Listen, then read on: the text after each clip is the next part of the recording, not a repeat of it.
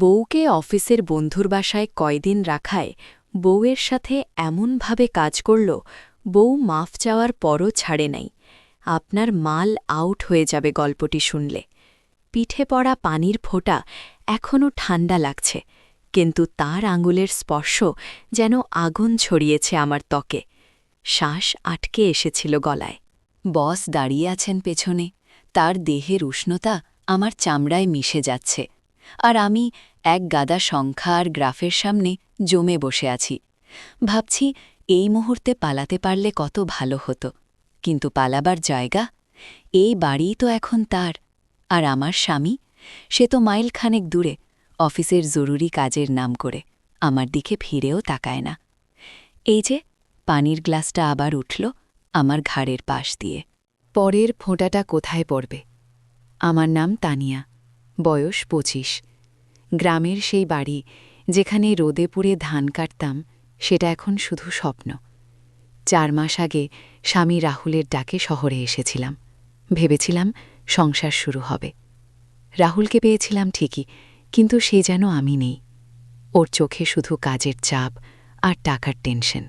ওর অফিসের সেই বন্ধু, যার নাম আলমারি ভাই, সেই আমাদের বাড়ি ভাড়ার টানাটানির দিনে নিজের বাড়িতে আশ্রয় দিয়েছিল।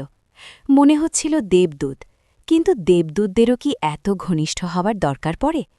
আলমারি ভাই, বয়স ৫০-এর কোটা পার, দেখতে ফিট, চেহারায় স্মার্টনেস লেগে থাকে।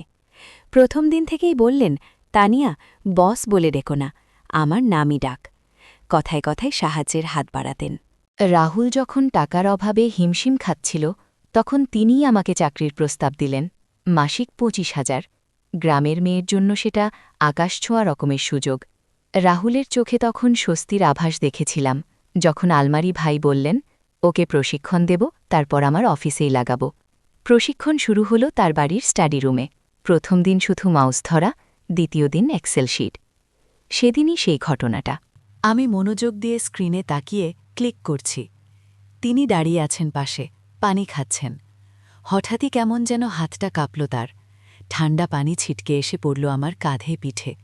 আমার সর্বশরীর শিরশির করে উঠল। আর তারপর সেই স্পর্শ। তার আঙুলগুলো আমার ভিজে ব্লাউজের ওপর দিয়ে আস্তে আস্তে ঘষে পানি মুছতে লাগল।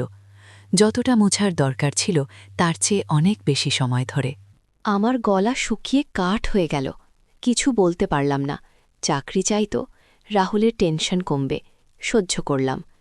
সেদিন রাতে রাহুল ফোন করল, বলল, কিছুদিন আর ফিরতে পারব না, প্রজেক্ট জরুরি। আলমারি ভাইয়ের বাড়িতে থাকিস, কোনো অসুবিধে হবে না। ফোন কেটে দিল। আমার চোখে পানি জমল। যে মানুষটাকে বিয়ে করে ঘর বাঁধলাম, তার কাছেই কি আমি শুধু বোঝা? আলমারি ভাইয়ের কথাই তখন মনে পড়ল। তোমার স্বামীর অবস্থা বদলাতে পারি আমি, শুধু তুমি সাহায্য করো। সাহায্য বলতে তিনি কি বোঝাতে চান? পরের দিন তিনি একটি পার্টিতে নিয়ে গেলেন। বললেন, অফিসের সহকর্মীদের সাথে মিশতে হবে। আমি একটি সাধারণ শাড়ি পরলাম। পার্টিতে গিয়ে দেখি নিশা নামের একটি মেয়ে আলমারি ভাইয়ের গলা জড়িয়ে ধরে হাসছে, খুব সাবলীল। পরে নিশাকে জিজ্ঞেস করলাম, তোমার সাথে বসের এত ফ্রেন্ডলি সম্পর্ক? নিশা কয়েকটা আইস কিউব গ্লাসে ফেলে হেসে বলল, ও, আলমারি স্যারের বিশেষত্বই এটা। তিনি কম বয়সী মেয়েদের খুব গাইড করতে পছন্দ করেন।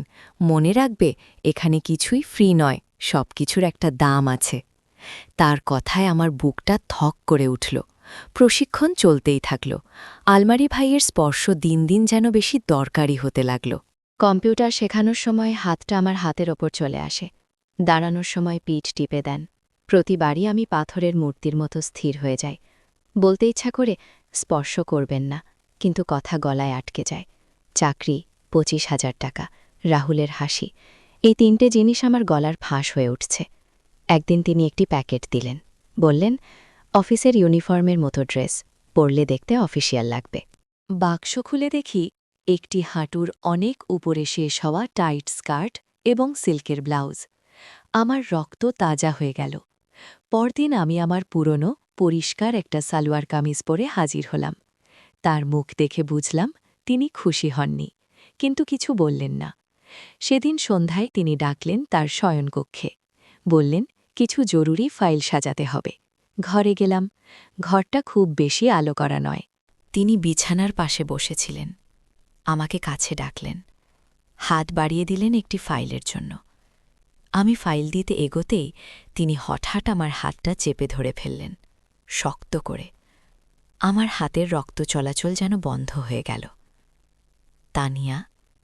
তার গলার আওয়াজ অদ্ভুত রকমের নিচু, মোলায়েম, কিন্তু ভিতরে একটা লোহার শিকলের শব্দ শোনা যাচ্ছিল। এত কষ্ট করে শেখাচ্ছি, তুমি কিছুই শিখছ না বলে মনে হচ্ছে। সহজ পথ আছে। আমি টান মারতে চাইলাম, পারলাম না।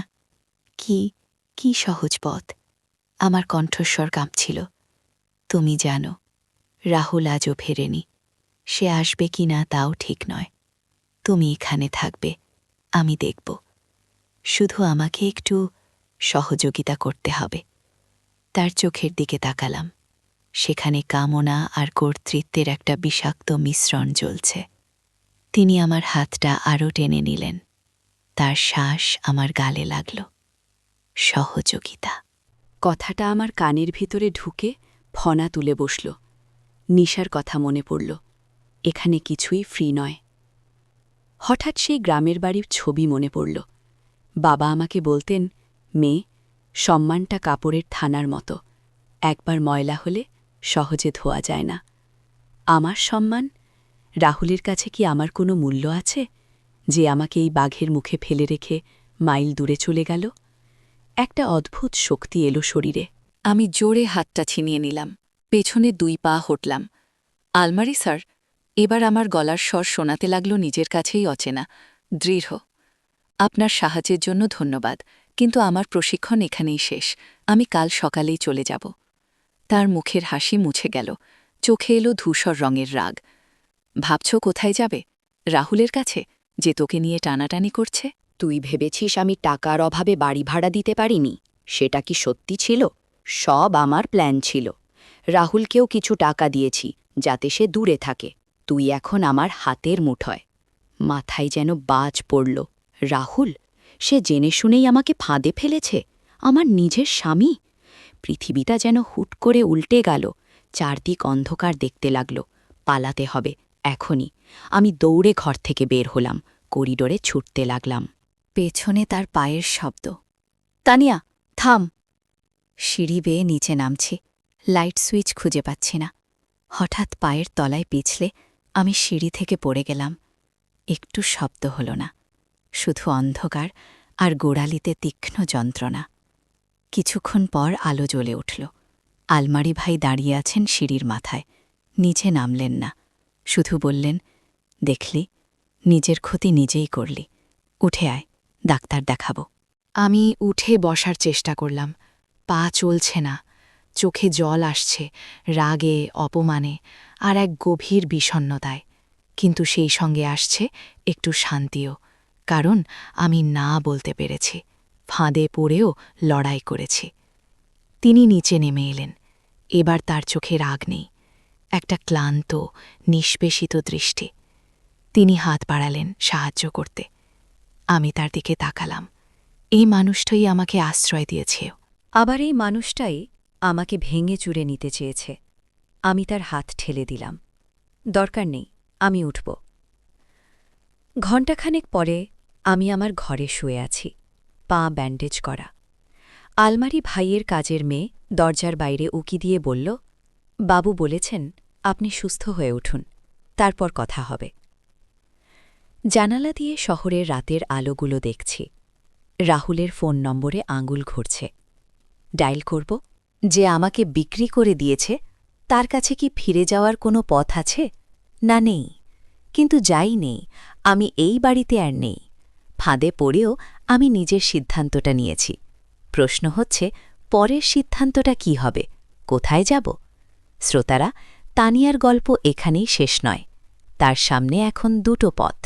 হয় সেই স্বামীর কাছে ফিরে যাওয়া, যে তাকে অর্থের বিনিময়ে ফাঁদে ফেলেছে, নয়তো সম্পূর্ণ একা এই বিশাল শহরে ভাঙা গোড়ালি নিয়ে নতুন করে লড়াই শুরু করা। আপনিই বলুন, তানিয়ার কি করা উচিত? সে রাহুলের কাছে ফিরে গিয়ে কথা বলুক, নাকি একা বেরিয়ে পড়ুক অজানার পথে? কমেন্টে আপনার মতামত দিন। আর এমন মর্মস্পর্শী রোমাঞ্চকর গল্প শোনার জন্য চ্যানেলটি সাবস্ক্রাইব করুন, বেল আইকনটি অ্যাক্টিভ করে দিন যাতে পরের গল্পটা মিস না করেন।